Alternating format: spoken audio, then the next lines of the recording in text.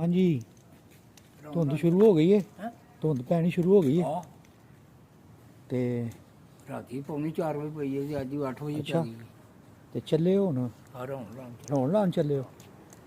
ते फिर सर्दी दा राती की हाल है सर्दी हूँ है वे अच्छा उरा हो जाओ सर्दी हूँ मौसम नहीं अच्छा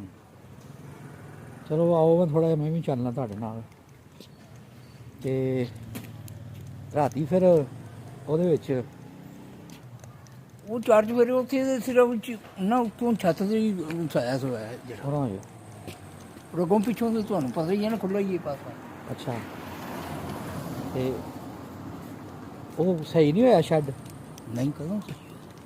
ਅੱਛਾ ਜੀ ਤੇ ਚਲੋ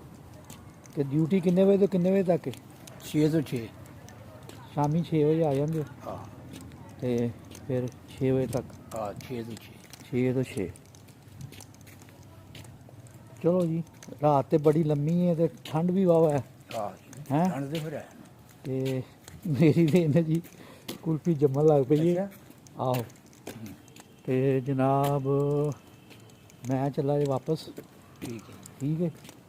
ਤੇ ਧੁੰਦ ਤੇ ਆ ਵੇਖੋ ਬਹੁਤ ਜ਼ਿਆਦਾ ਪੈਣ ਹਾਲੇ ਹਲੇ 9:30 ਦਾ ਟਾਈਮ ਹੋਇਆ ਹੈ हाँ ਹੈਂ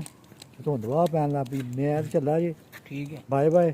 ठीक है ਤੁਸੀਂ ਕਰੋ ਡਿਊਟੀ ਅੱਲਾਹ ਤਾਲਾ ਆਸਾਨੀ ਪੈਦਾ ਕਰੇ ਤੁਹਾਡੇ ਵਾਸਤੇ ਚਲੋ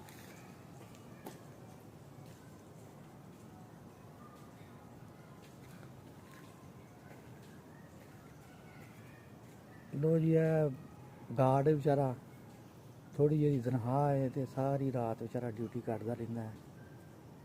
ਤੇ ਅੱਲਾਹ ਤਾਲਾ ਸਾਰਿਆਂ ਨੂੰ ਹਦਾਇਤ ਦੇਵੇ ਇਹਦੇ ਵਾਸਤੇ ਆਸਾਨੀ ਪੈਦਾ ਕਰੇ ਇਹਨੇ ਵਿਚਾਰੇ ਨੇ ਸਰਦੀ 'ਚ ਨਾ ਇਹਦੇ ਕੋਲ ਬਹਿਣ ਜੋਗੀ ਜਗ੍ਹਾ ਨਾ ਖਲੋਣ ਜੋਗੀ ਜਗ੍ਹਾ ਤੇ ਸਾਰੀ ਰਾਤ ਲੱਗਾ ਰਹਿੰਦਾ ਵਿਚਾਰਾ ਸੋਹਣਾ ਰੱਬਾ ਕੀ ਗੇਮਾਂ ਬਣਾਈਆਂ ਨੇ ਹਾਏ ਹਾਏ